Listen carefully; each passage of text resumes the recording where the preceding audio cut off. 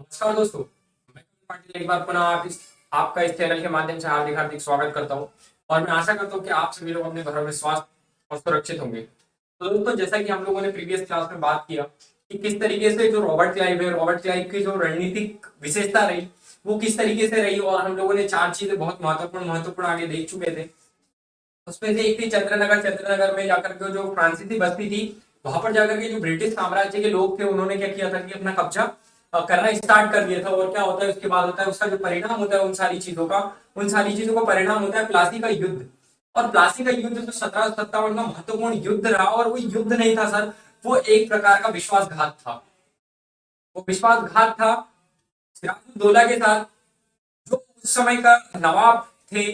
और जिस जिस समय यानी बंगाल के अंदर जो बंगाल के विभीषण थे उनको बुलाया गया, और उनको बुला करके एक मीटिंग बिठाई गई रॉबर्ट क्लाइव के द्वारा। और उन्होंने फिर डिसाइड किया कि अब यानी आने वाला जो प्रतिनिधि है गद्दी का, उस पे हम किसको बिठाएंगे। किसने? British government, east India company ने। अब सर इसके बाद जो होता है, वो मीर जाफर सिराज का सेनापति था, और क्लाइव के साथ वो मिलकर के सेना की टुकड़ी के साथ उसको क्या करता है कि सेना को सारी जानकारी दे देता है। जो सिराज का सेनापति था मीर जाफर, वो क्या करता है कि मिल जाता है किसके साथ? रॉबर्ट क्लाइव के साथ मिल करके सेना की जितनी भी जानकारी है वो सारी जानकारी ईस्ट इंडिया कंपनी को दे देता है। और ईस्ट इंडिया कंपनी को जब ये जानकारी मिल जाती है, और जब ये जानकारी उनको मिल जाती है, तो ये क्या करते हैं, उस जानकारी का यूज करते हैं। रॉबर्ट क्लाइव उसको बहुत अच्छी तरीके से यूज करता है, और आसानी से और बहुत समझदारी से उस घटना को यूज कर लेता है वो रॉबर्ट क्लाइव। क्योंकि सर जो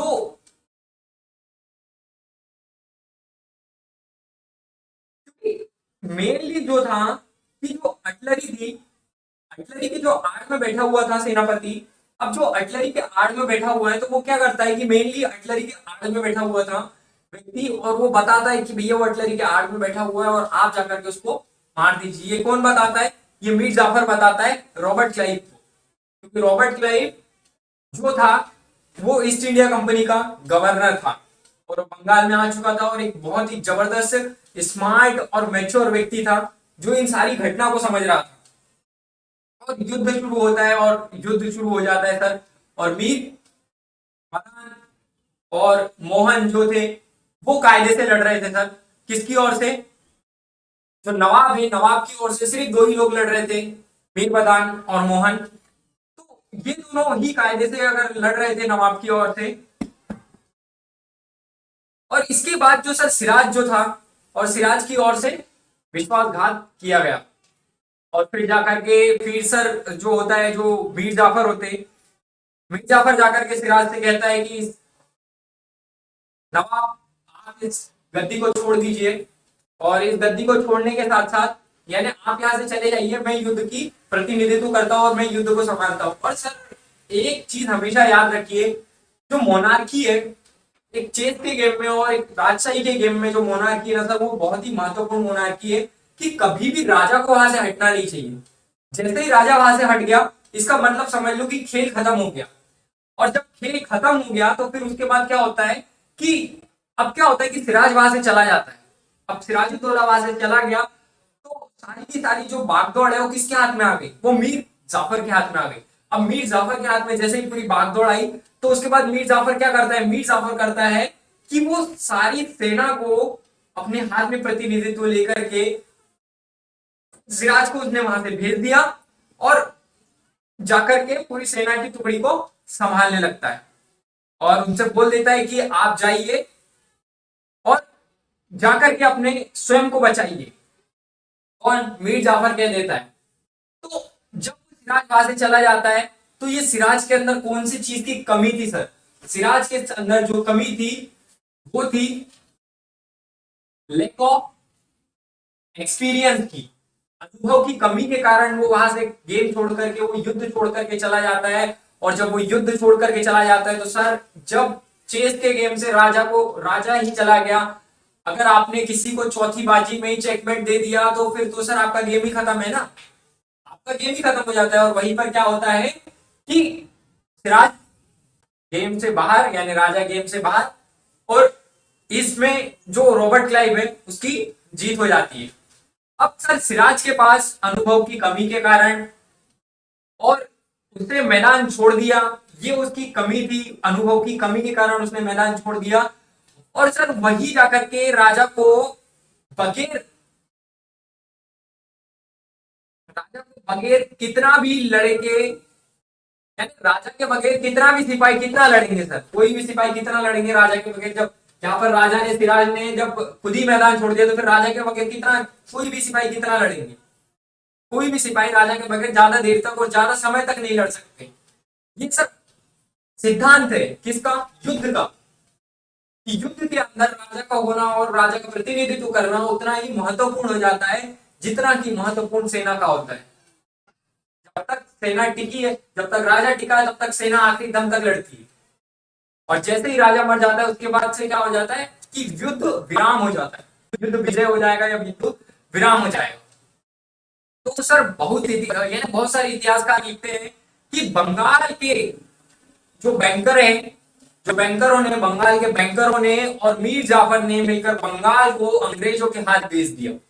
बहुत सारे इतिहासकार ये लिखते हैं कि जो मीर जाफर है उसने और बंगाल के बैंकरों ने मिलकर के जो बंगाल में उस बंगाल को अंग्रेजों के हाथ बेच दिया। तो ये सर बड़ा ही महत्वपूर्ण हो जाता है, ये बहुत देखने और बहुत चिंताजनक चीजें हो जाती है कि बंगाल जैसा प्रदेश अंग्रेजों के हाथ गुलाम बनता चला गया। और फिर इसके बाद प्लासी का युद्ध 1757, ये आपके सामने।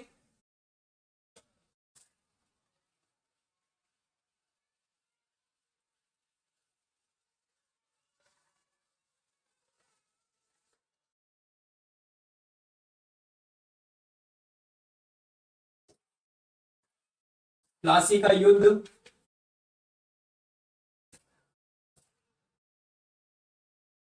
1757।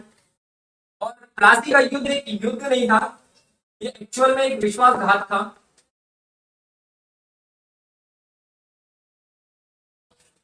इसका राजा के साथ उसके विभीषणों का, उस राजा के साथ उन विभीषणों का विश्वासघात था।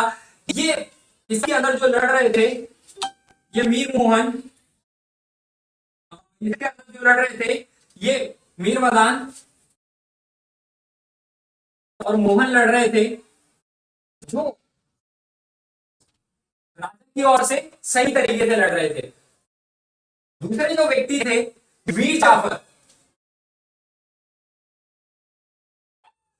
मीर जाफर, इसको जो है ना सर वो कंपनी का जयकाल भी कहा गया, इसको कंपनी का जयकाल भी कहा गया, कंपनी का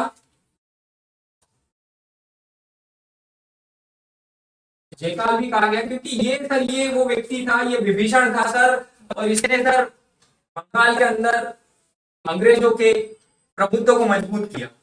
और सर ये जो प्लासी का युद्ध था एक झगड़ा था सर, एक झगड़ा था इसका, किसका झगड़ा था, ये एक झगड़ा था सर सत्ता को हासिल करने का, अपने कदमों को बंगाल में बिठाने का और मजबूत करने का। और सर इसमें जो मरीन होता है, जो मीरन होता है, जो मीरन होता है, जो मीर जाफर का पुत्र होता है, मीर जाफर का पुत्र होता है, वो सिराज की धोखे से हत्या कर देता है।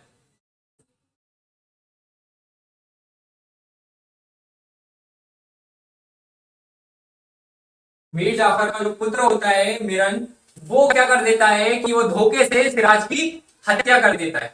अब सर राजा मर गया है, अब क्या होता है, अब जब मेरी सिराज मर चुका है, सिराजुद्दौला मर गया है, अब सिराजुद्दौला मर गया है, तो यहाँ पर कहानी क्या होती है, क्लियर हो जाती है। अब राजा कौन बनेगा, अब राजा बनेगा मीर जाफर। अब राजा मीर जाफर को बनाया जाएगा, और मीर जाफर को जब राजा बनाया जाएगा तो फिर मीर जाफर क्या करता है, तो मीर जाफर को अब राजा बनाया जाएगा।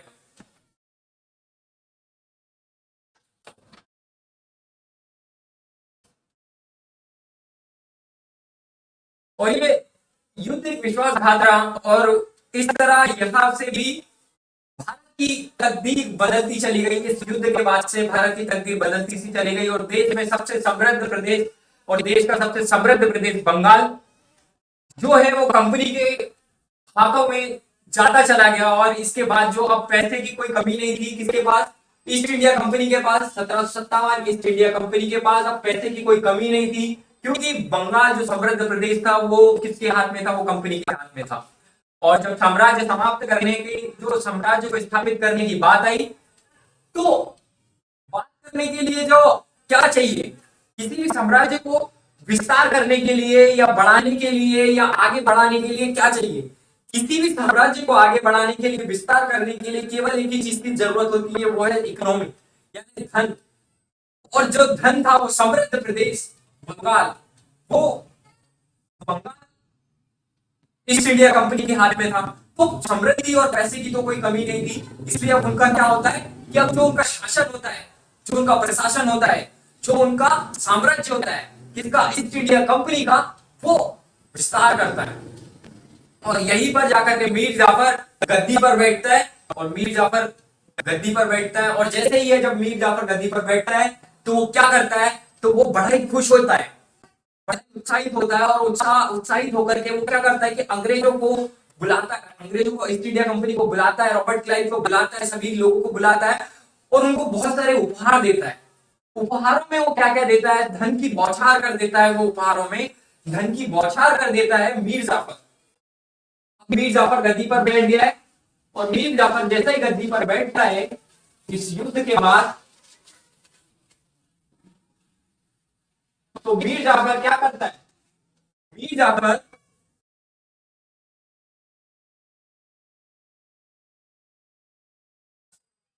धन की बौछार कर देता है सर, ईस्ट इंडिया कंपनी के लिए धन की बौछार कर देता है। प्लस ये कई लाखों रुपए देता है सर, कई लाखों रुपए देता है कंपनी को, क्योंकि अब वो राजा तो बना दिया उन्होंने, उसको गद्दी पर बिठा दिया है। किंग्स मेकर के सिद्धांत के अनुसार उसको मीर जाफर को गद्दी पर बिठा दिया गया है और 24 परागणों की जमींदारी उसको दे दी जाती है। 24 परागणों की जमींदारी कंपनी को देता है, 24 परागणों की जमींदारी, और 24 परागणों की जमींदारी के साथ साथ वो जो देता है वो 2,34,000 पाउंड, 2,34,000 पाउंड ये रॉबर्ट क्लाइव को देता है। तो 2,34,000 पाउंड देता है और 50 लाख रुपए सेना को और नाविकों को देता है।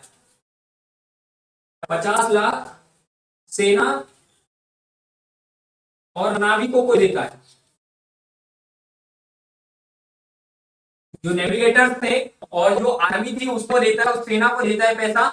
और इसी के साथ साथ वो क्या करता है कि सभी फ्रांसीसी जो बस्तियां थी, जो सभी फ्रांसीसी बस्तियां थी, सभी फ्रांसीसी बस्तियों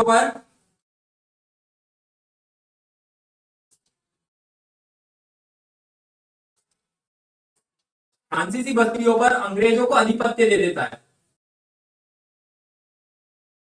अंग्रेजों को आधिपत्य दे देता है। और अंग्रेजी जो पदाधिकारी होते हैं, अंग्रेजी पदाधिकारियों को तथा व्यापारियों के लिए क्या करता है कि वो निजी व्यापार पर कोई भी कर नहीं देता है। जो अंग्रेजी पदाधिकारी होते हैं, अंग्रेजी पदाधिकारी होते हैं, उनके किसी भी तरीके के प्राइवेट ट्रेड पर, निजी व्यापार पर नो टैक्स, कोई भी कर नहीं लेता है। तो इतनी सारी चीजें जब वो तो सर यानी अंग्रेज तो खुश हो गए कि चाचा वाह यार, यानी साला हमने तुम्हें सिर्फ गद्दी पर बिठा और तुमने तो हमें माला माल कर दिया। तो उसको समझ आ जाता है कि भाई यहाँ का जो राजा है वो तो बड़ा ही दयालु और बड़ा ही यानी देनवान किस्म का व्यक्ति है, आदर्शवादी व्यक्ति है कि अगर थोड़ा सा खुश कर दो तो ये तो अपना घर लुटाने के लिए तैयार हो जाते हैं। तो ये सर ये समझने और सीखने योग्य चीज रही इतिहास से कि सर चीजें कैसे बदलती है। इतनी सारा सब कुछ केवल आपने इसीलिए दे दिया कि आपको सिर्फ और सिर्फ किंग्स मेकर के फॉर्मूले से क्लाइव ने गद्दी पर बिठाया था। क्लाइव ने आपको गद्दी पर बिठाया था, इसलिए आपने उसको इतनी सारी चीजें दे दी। तो सर क्या होता है, अब अंग्रेज मीर जाफर से जाते थे सर। अब अंग्रेज इतना सारा सब कुछ देने के बाद मीर जाफर ने, अंग्रेज उसके पास बार बार जाते थे, कभी गुटखे के लिए, कभी पान तंबाकू के लिए, कभी सिगरेट के लिए, कभी छोटी छोटी चीजों के लिए, अमूमन छोटी छोटी चीजों के लिए उनसे पैसा मांगा करते थे। और जब 1760 में मीर जाफर ने पैसा देने से मना कर दिया, तो अंग्रेजों ने उससे बोला कि पैसा नहीं है ना, चलो उतरो नीचे। पैसा नहीं है, चलो उतरो गद्दी से नीचे। और उसको गद्दी से नीचे उतार दिया जाता है, और गद्दी से नीचे उतार करके फिर दोबारा पूछा जाता है सत्ता से कि भैया, कि चाचा, कि अगला राजा कौन बनना चाहेगा। तो पूछा जाता है कि चचा अगला राजा कौन बनना चाहेगा। तो 1760 में मीर कासिम हाथ उठाते हैं कि चचा हमें बना दीजिए, हम बनना चाहते हैं राजा। तो फिर किंग्स मेकर के फॉर्मूले से फिर जाकर के मीर कासिम को गद्दी के ऊपर बिठाया जाता है। और जब मीर कासिम को गद्दी के ऊपर बिठाया जाता है, तो ये बंगाल के सद्दाम हुसैन के नाम सबसे भी प्रख्यात हुआ ये वो व्यक्ति था जिसने आगे जाकर के इसकी जो छवि आपको समझ में आएगी, आगे जाकर के मैं आपको बताऊंगा कि किस तरीके से इसका जो परिवर्तन होता है, ये परिवर्तन किस तरीके के चेंजेस लेकर के आता है। तो मीर कासिम गद्दी पर बैठ चुका है, यानी समय है 1760 का, और मीर कासिम गद्दी पर बैठ चुका है।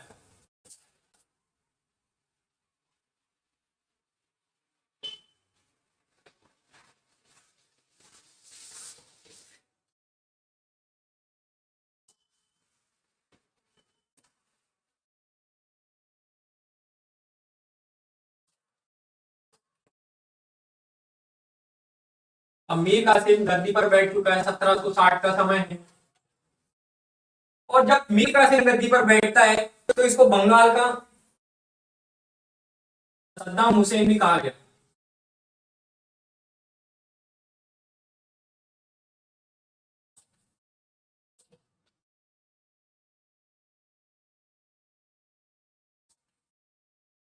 बंगाल का सद्दाम हुसैन भी कहा गया मीर कासिम को। तो ये क्या करता है सर, ये रिफॉर्म करना स्टार्ट कर देता है। ये रिफॉर्म करता है। रिफॉर्म किस चीज में परिवर्तन करता है सर, परिवर्तन किस चीज में करता है, परिवर्तन करता है ये राजनीतिक परिवर्तन करता है। जो पॉलिटिकल रिफॉर्म है वो करता है। पॉलिटिकल रिफॉर्म में क्या करता है कि ये जो रिबेल्स होते, जो रिबेल्स थे, उनको पनिश करता है सर।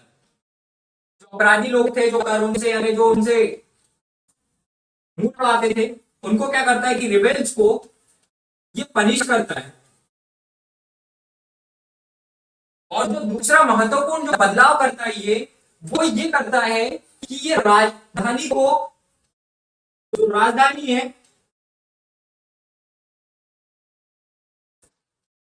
राजधानी परिवर्तन करता है।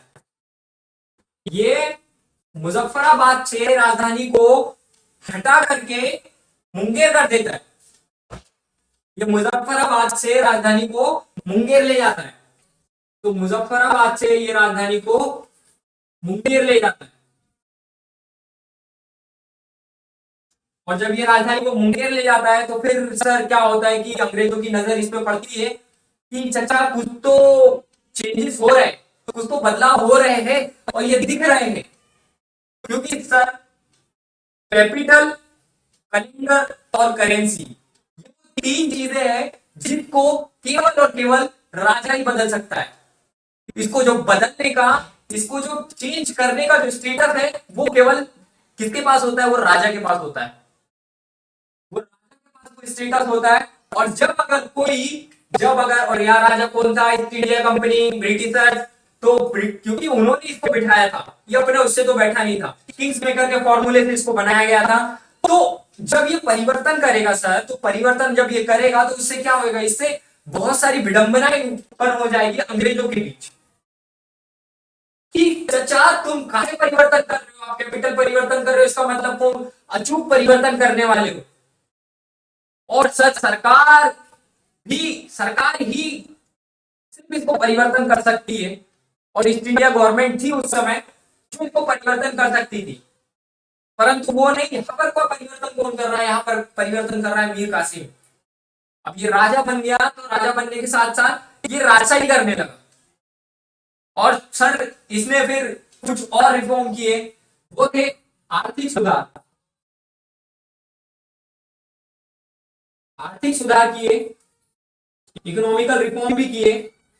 तो इकोनॉमिकल रिफॉर्म में उसने क्या किया कि जो जमींदारों के साथ जुर्माना लगाया जाता था, जो जमींदारों से जुर्माना वसूला जाता था, के साथ जो जुर्माना वसूला जाता था, उसका क्या किया कि सारे करों में जो जमींदारों से जो कर वसूला जाता था, उसमें कर वसूला जाता था, उसके अंदर उसने क्या किया, 3/32 भाग, 3/32 का वो इजाफा कर दिया, उसके अंदर बढ़ोतरी कर दी 3/32 भाग की, जिसके अंदर जो जमींदारों से कर वसूला जाता था। और साथ ही इसने क्या किया कि जो खिजरी दामा कर था, उसको भी इसने क्या किया कि इसको पूरा लगाना प्रारंभ कर दिया। क्योंकि ये जो कर था, ये हमेशा खिजरी दामा जो था, वो क्या करते थे कि जो शासक, जो जमींदार लोग वर्ग था, वो क्या करता था कि इस कर को छिपाता था, और वो इससे कहीं जो धन है उसको क्या करता था कि बचा करके रख लेता था, जिसके कारण से नवाब के पास राजस्व की कमी होती थी, जिसके कारण से नवाब के पास पैसे की जो राजस्व वसूली होती थी वो कम आता था, राजस्व कर कम आता था।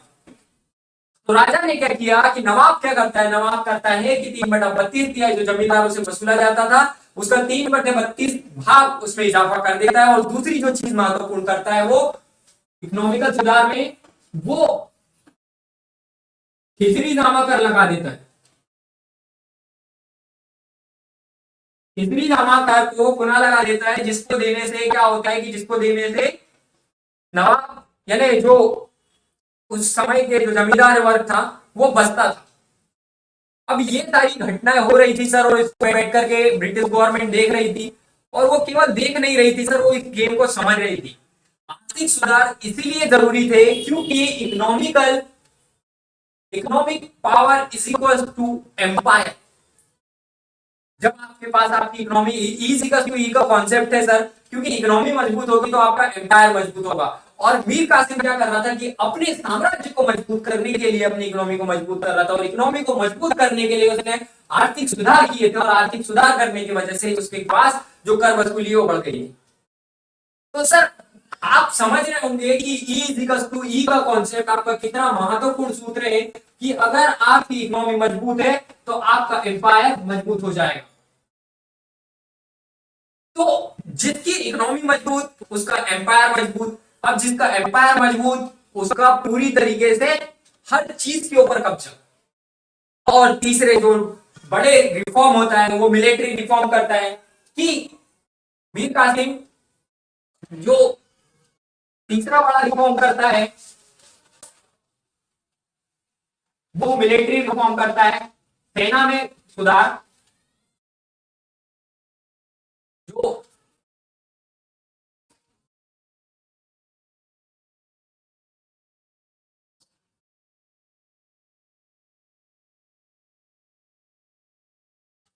मिलिट्री रिफॉर्म करता है, तीसरा सबसे महत्वपूर्ण चीज। और मिलिट्री रिफॉर्म में क्या करता है कि वो फ्रेंच है वो फ्रेंच स्टैंडर्ड के ऊपर अपनी सेना की एक टुकड़ी बनाता है, फ्रांसीसी सेना के तर्ज पे एक सैनिक टुकड़ी बनाता है।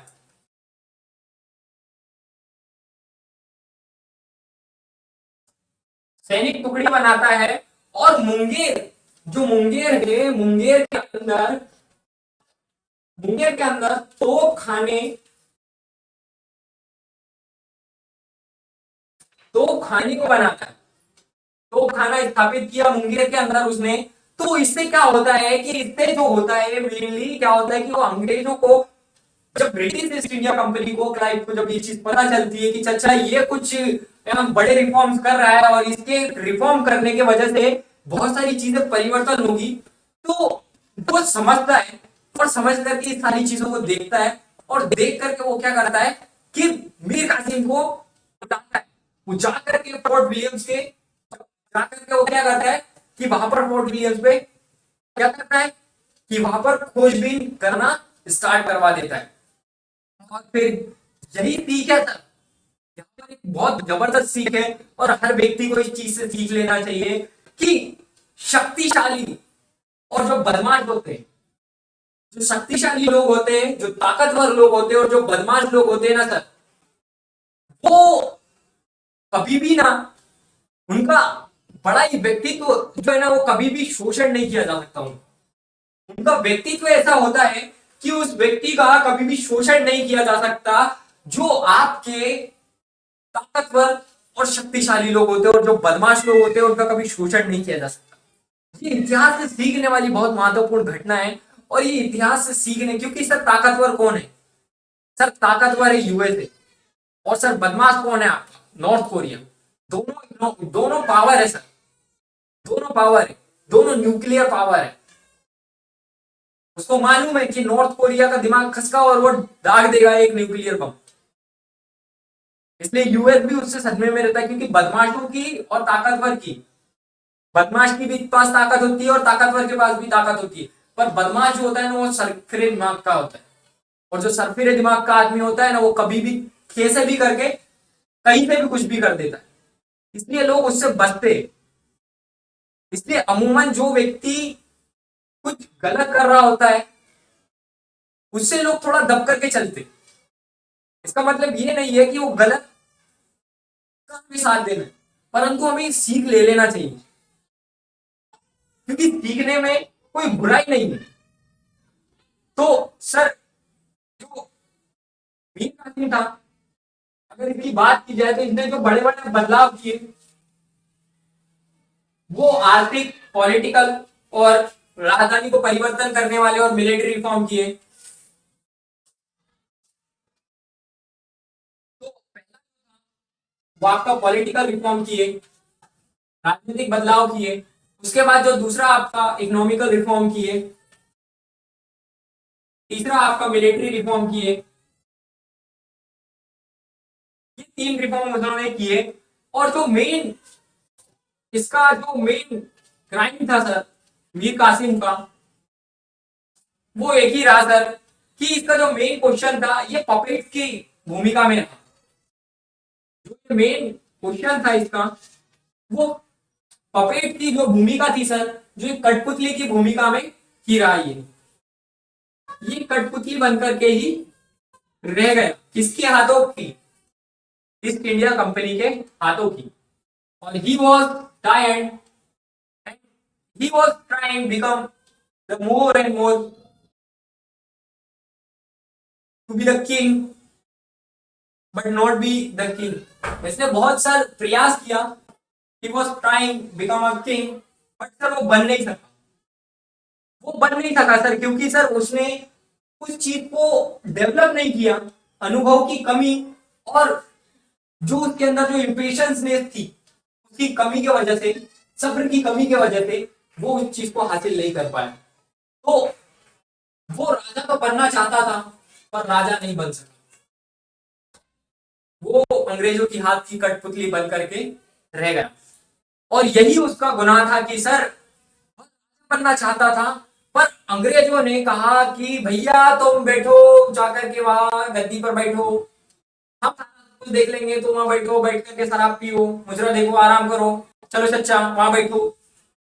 और मीर कासिम ने ज्यादा प्रयत्न नहीं किए और ये सब देखता चला गया और उनके हाथों की कठपुतली बन करके वहां रह गया।